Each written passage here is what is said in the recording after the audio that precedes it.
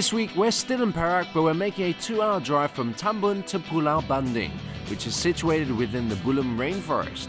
And in the midst of all this greenery lies the very fine Bulum Rainforest Resort that provides us with a stunning view and premium comfort. Jungle outside, aircon inside. Sounds good to me. Now, some people are afraid of the woods or the jungle, but actually if you go in there and explore, you kind of lose that fear factor because it's a really cool place. So that's exactly what I'm doing today, because I'm here at Bulum Rainforest Reserve, where it is one of the largest virgin rainforests in the whole of Malaysia. Now, when I say large, I mean huge. It is 4 times bigger than Singapore.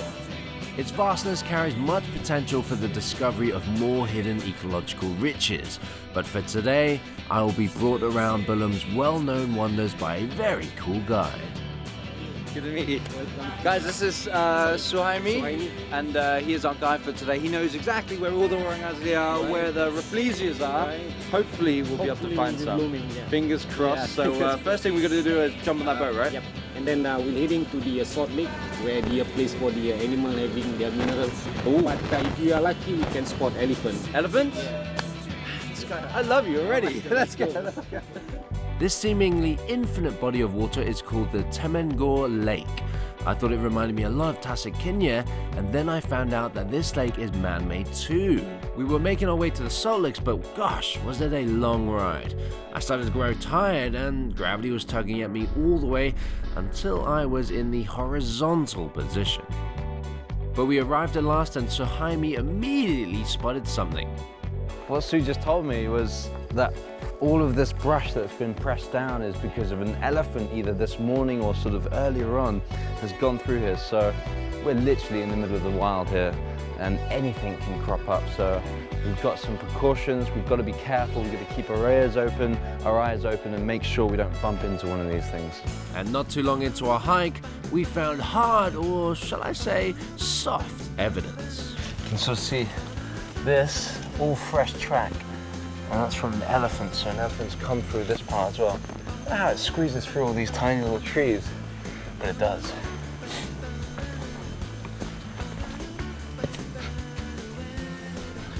I guess Asman is easily amused by elephant poop, and I'm simply finding it fascinating to imagine a herd of elephants plodding up this hill.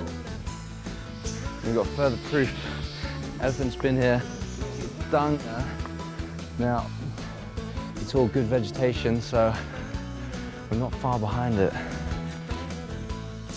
These animals are just like Hansel and Gretel, just that it's not breadcrumbs they're dropping.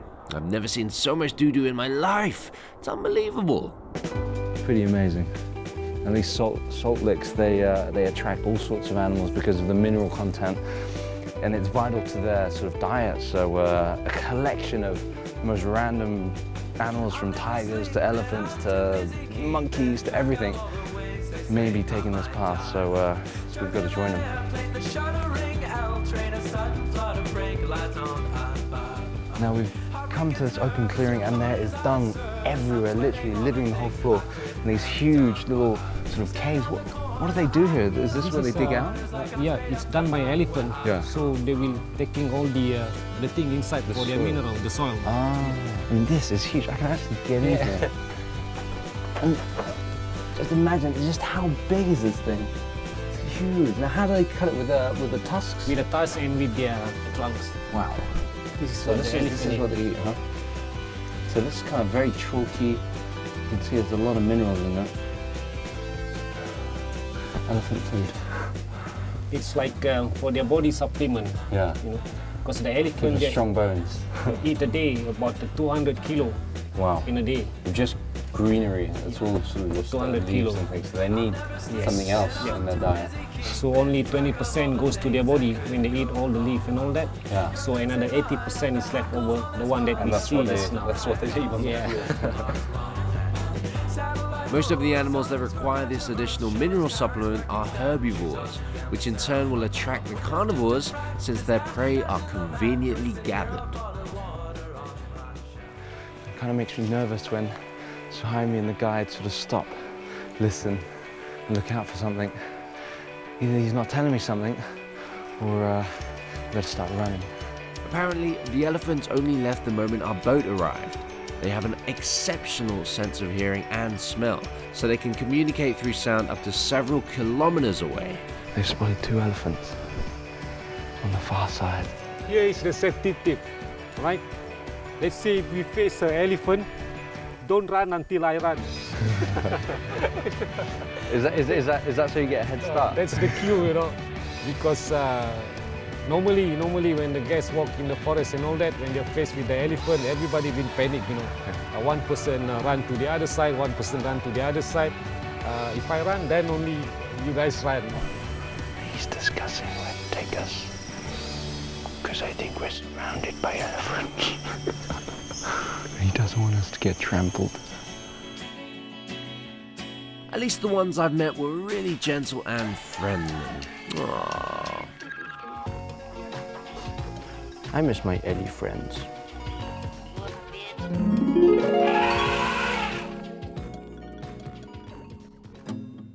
Even when we arrived at the main Salt Lake deposit, all the animals have long scrambled away. Now you can see it's super fresh down here, so much dung, and these huge footprints, check these out. These are absolutely huge. There's probably about 4 times the size of my hand, and they're very fresh. It's either last night or this morning, so we've just missed them. Unluckily, we haven't seen any animals, but there is definitely evidence to suggest that they were here very early or very soon. We have 18 indigenous tribes in Peninsula Malaysia alone, and many of them prefer to live by the lakeside because of its accessibility. However, the Orang Asli in Temenggur were living here long before the lake was constructed.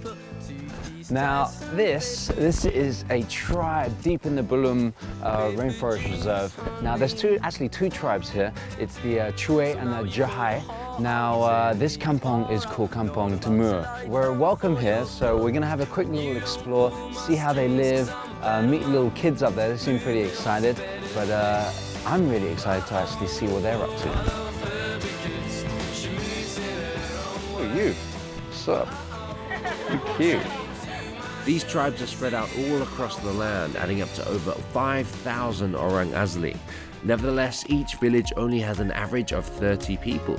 These kids are so cute. They've got super curly hair. Lovely little tans there. And most of them is still, you know, a traditional way of living. Is that their main sort of source of income? Is the hunting, the fishing, and sort of the growing of the crops and stuff? So they will share whatever they get. Yeah. The leader normally going out to the nearby town and all that and buy whatever necessary thing, and then they will share. And some of them do the what they call the handicraft, you know, in case there is tourists coming to this area, and then they can sell it. That's so cool. Now you said they're quite sort of nomadic, the people here. So how long would they spend in one place? It depends, you know. As far they like it in this area, so they will stay. If they don't like it, they will move somewhere. Wow, that's a good life. I mean, you set up camp, live here a while, have some kids, let them grow up. They're free to do whatever they want in the forest, you know. The government say, okay, they can cut the tree, they can hunt a little bit animal and all that. I mean, those are the traditional ways of them surviving and living, is to live off the land, I guess. True. In the past, the Tamir communities were frequently raided by foreigners to be sold as slaves. So as a result, they remained shy and distant when it comes to strangers. Our next expedition was to hunt down the rare beauties that only grow in Southeast Asia. I've never seen them before, and I'd very much like to. All right, now guys, we've got something very special. We're gonna go head straight into the jungle, aren't we, Sue? And we're looking for a very special flower that only blooms after 3 years? Yes, 2 years. For only 7 days, and that is, of course, the Rafflesia. Now, what are the characteristics that we have to look out for? Here we have about 3 different types of Rafflesia compared to Borneo, Sabah, Sarawak. They have a different type as well. The one in Borneo and Sabah, Sarawak, the Rafflesia is a bit smelly. In this area, they don't smell any. We don't smell anything. Oh, so we've got to look out for them for the buds. So is it the time of year where they bloom? Okay, this is a different one as well. The one that in the Royal Belum in Temenggur area, they don't have a season to bloom compared to Borneo. So whenever they feel like blooming, they will bloom. So hopefully we'll spot something coming out, or at least we'll find the bud. Right. Cool. Now we spotted some blue fern here. You can see it just completely just standing out from the whole crowd there. It's all green, but the blue fern actually sort of lights up at night. So a little bit like Avatar.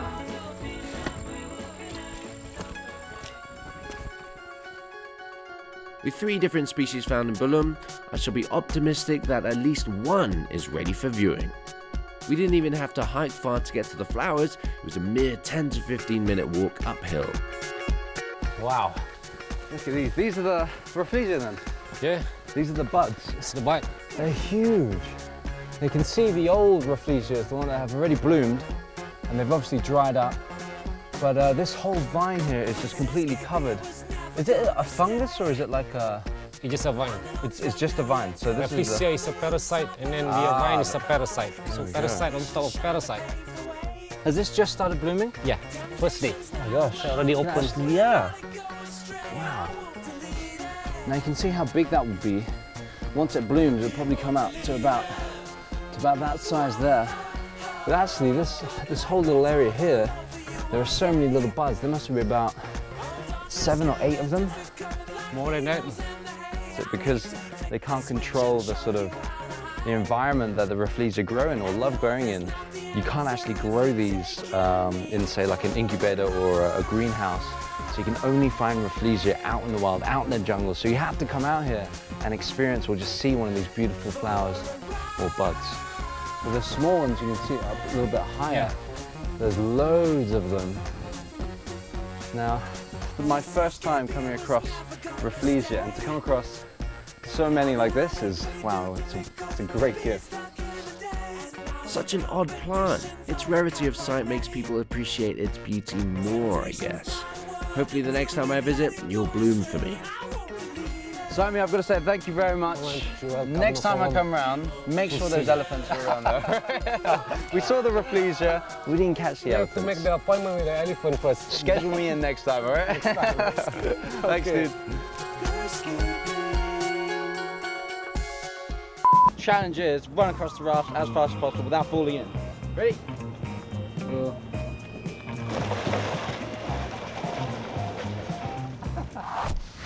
Next up, we're constantly trying not to get stuck in between rocks and trying not to die.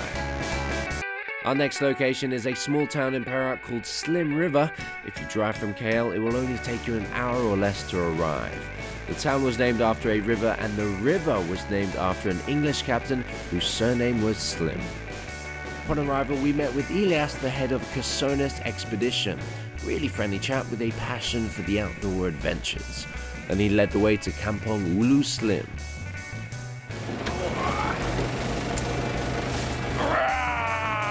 Whitewater rafting!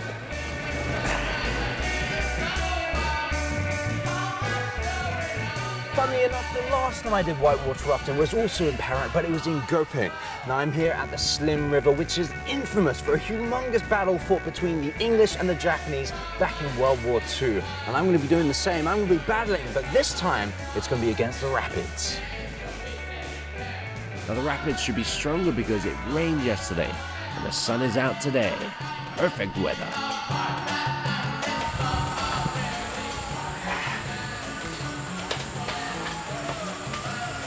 Getting ready for those rapids. As always, we gotta sign a disclaimer when it comes to some risky activities. Now we're going to take these babies, it's been about 10-15 minutes by 4x4. So we can go deep in the Ulu and have some rafting.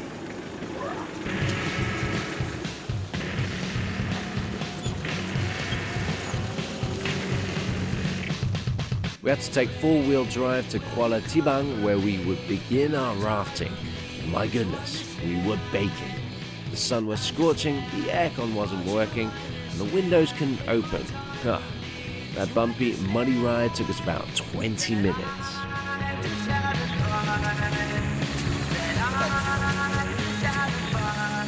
Before we began, the Kesonis guys allocated the rafting equipment.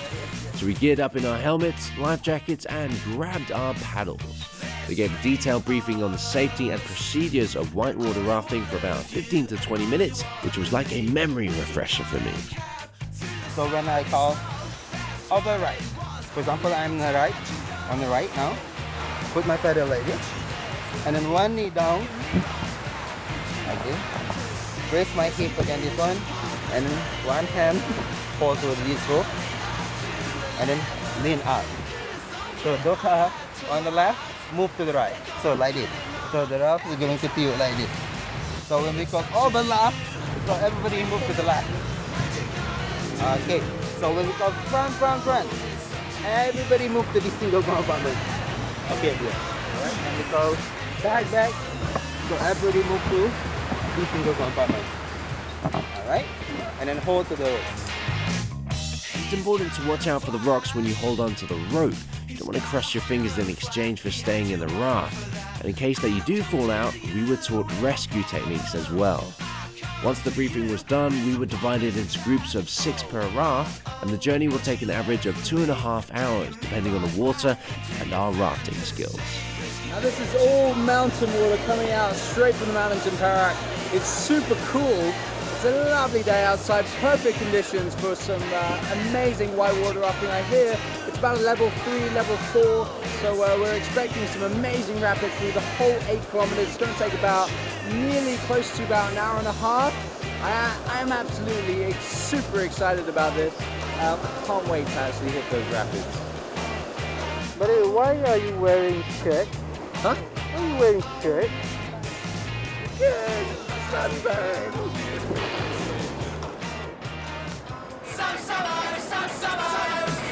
Oh yes, finally, we're off! The initial rapids gave us a clear indication as to what to expect, because right there and then, our guide fell in. Oh, great. The rapids were just constant, one after the other. It was awesome. The most exciting whitewater rafting I've ever experienced. Hands down, no doubt.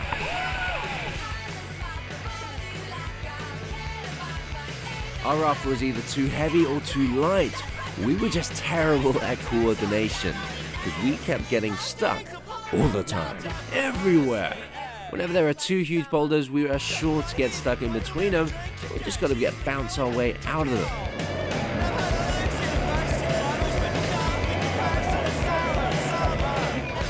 But our successful rapid battle results in a celebratory cheer.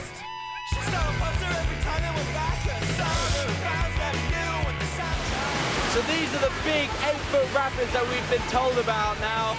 They look absolutely tremendous.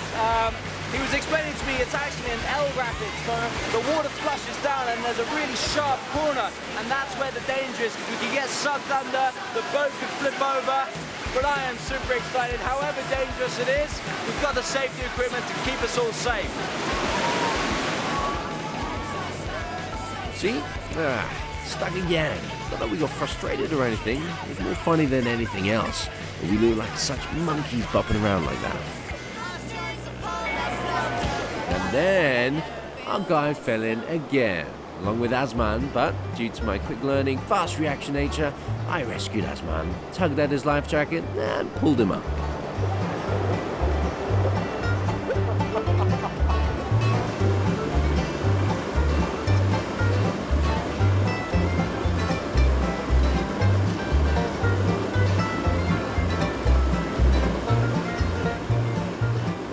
After getting stuck for the umpteenth time, we reached our final challenge to perform a wheelie. So when the guide gives us orders, everyone has to rush to the back of the raft and balance ourselves. And no, couldn't even last for 5 seconds.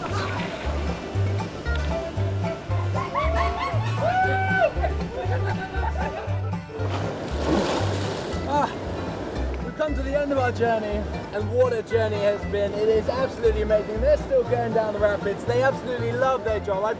I can't even explain how amazing it is, but the guys are concerned. They know what they're doing. They know how to have fun, and my gosh, Perak, woo, amazing.